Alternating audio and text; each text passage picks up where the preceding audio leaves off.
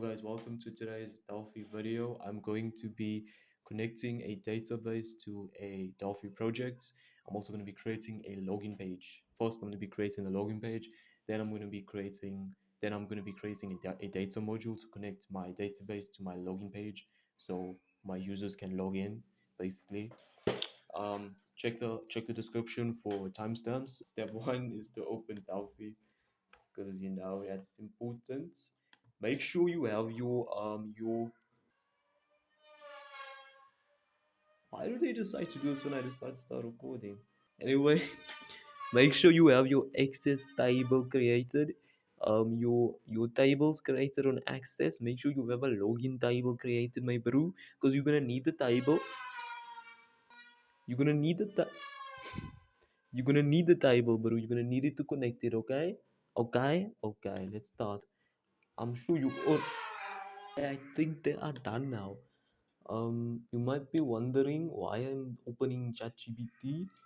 Basically, I get ChatGPT to create my graphic user interfaces. So, this is how you basically get ChatGPT to create your login. Oh shit, what I just do? To create your interface for you. Control C, Control V, go to ChatGPT, and you Control V, and then you ask it login, create uh Delphi text. It is. And then it shall create your form in front of your eyes. It's like magic, honestly. It really is like magic. It saves all the time to go and put your T edits and do all that. Plus, it equips your password. It equips your password like with the password function, which I'll show you how to do manually right now.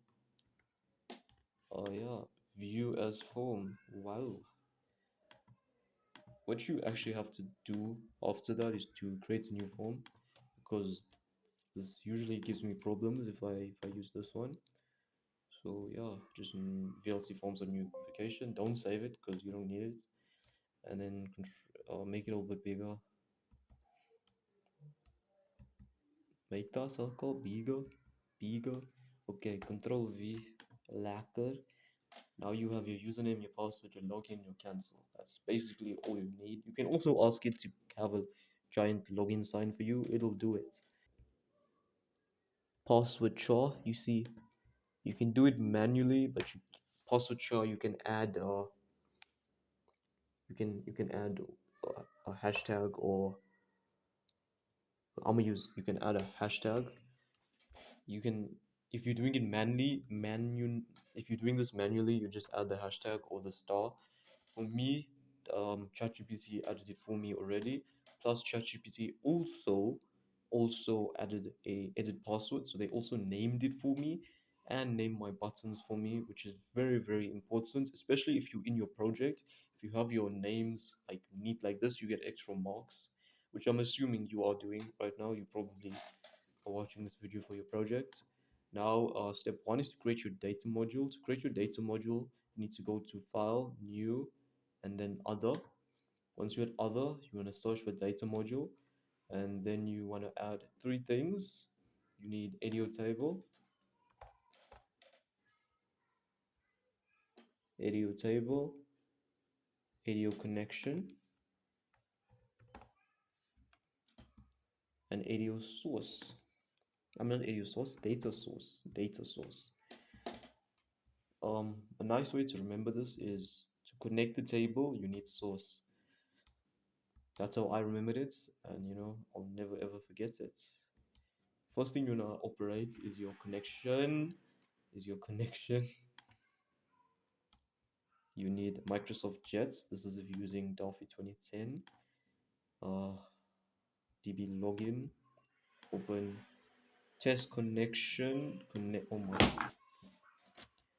Advanced. You don't want it to be share deny none. You want it to be read and writes. And you basically are done with that. Go to login. Go to login prompts, and you want that to be false. And then here step you want to go to connection, connect your ADO connection 1. Then you want to go to tables, table name, table 1. That's what I have it named as. And then active, you want to make it active so you can see, so you can view it on the DB grid. And then data source is pretty easy. You just want to go to data sets and then go all the way to ADO table 1. And you are done.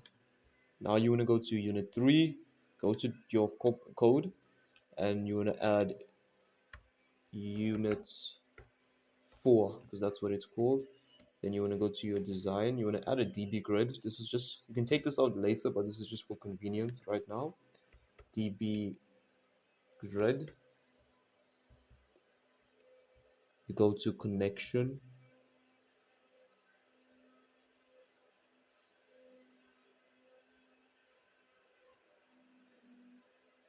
Data source. You go to data source. There's data source. You add your DB grid. And if everything is right, you'll see your DB grid in front of your eyes. Then what you want to do now is the fun part where we start to code. It's my favorite part. You want to create variables. You want to create variables so your computer understands what you're talking about. Because they speak a different language. I'm gonna create IUN and not I, sorry. I'm gonna create SUN and SP, which is S username and S password. Then assign it to string because it's strings. Now you want to connect your variables to your edit boxes, which is quite easy. I'm sure you know how to do this already. Assign the value, assign the value, um, edits username dot text, done, and then SP assign the value. Oh my, SP assign the value, edit password, edit password dot text, not test, dot text. Now you want to call you want to get your you so now we're going to be working with the access table. So you want whatever your access table is named, you want to say word data module, whatever it's called. Maybe it's not data module, but mine is data module 4. You can check that by going here and you see name data module 4. You can change that. You should, but when I try changing it, I run into some problems, so I just never ever changed it again. So with data module 4, do this is so um the computer understands that you are trying to extract information from data module 4, which is unit 4. Begin. Then you want to check what your table is called. Mine is called ADO table 1. If ADO table. So what I'm doing right now is basically what I'm doing right now is when I enter my username, I want to like extract the a username from my table, and I want to extract a username from the table to see if it matches from the table. I also want to extract the password to confirm the person's identity. By doing this, you basically creating a working login page. You can also create a button I will add later is called create accounts. By doing this, people can create their own accounts and it will be saved into the database. I'll be doing this in a future video, not in this one. This one, I'm just going to be teaching you how to get a login working. And as you can see, I have user and I have admin. I have these separate things because I want to take my whoever is logging in into two separate pages. The login page for admin is for administrators like myself, and the users just for people who use my program. So yeah, let's now that you understand what I'm doing, I'm going to continue to code.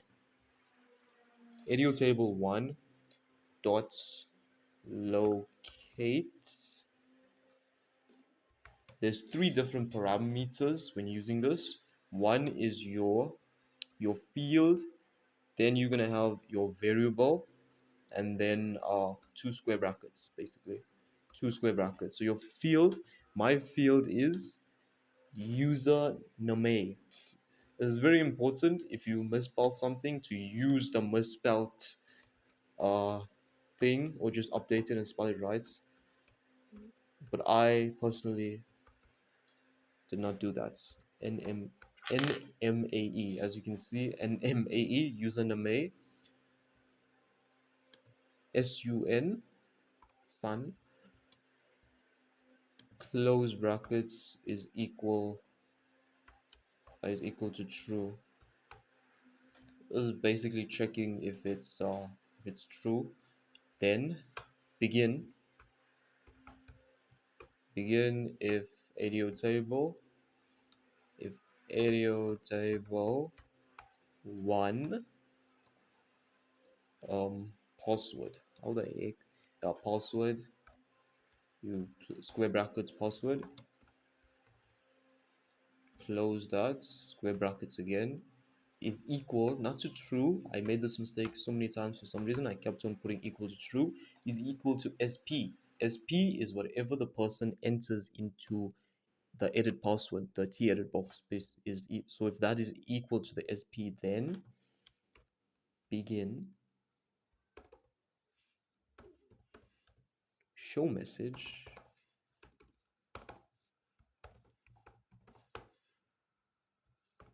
correct, bro, correct.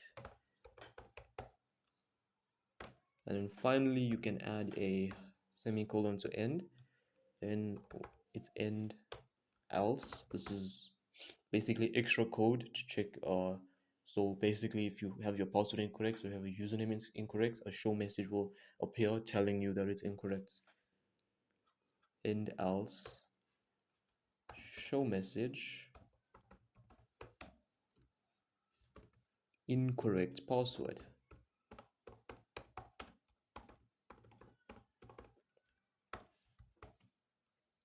Then you end completely, and then you say end. It's actually end else begin.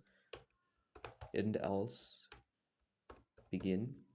End completely. End else begin.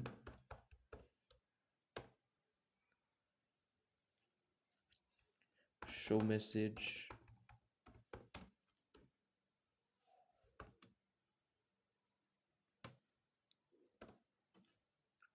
incorrect username. The reason I'm getting all these problems is because I don't close my semicolons. Actually, no, what the heck? Maybe I have an extra end. Yeah, okay. Okay, so I'm gonna use Josh. And the cool thing about this, it gives this little pop-up, and I don't have to even do anything. My ChatGPT did it for me, and my password is 1111. Login, correct. Let's put in the wrong password. Let's see what happens. Incorrect password. Let's put the correct password, I guess, and the wrong username. Let's say I put a K. I put Josk. Incorrect username. I hope this video helped you with your project. I will be doing more, and I'll be helping you even more. So yeah, goodbye. Today.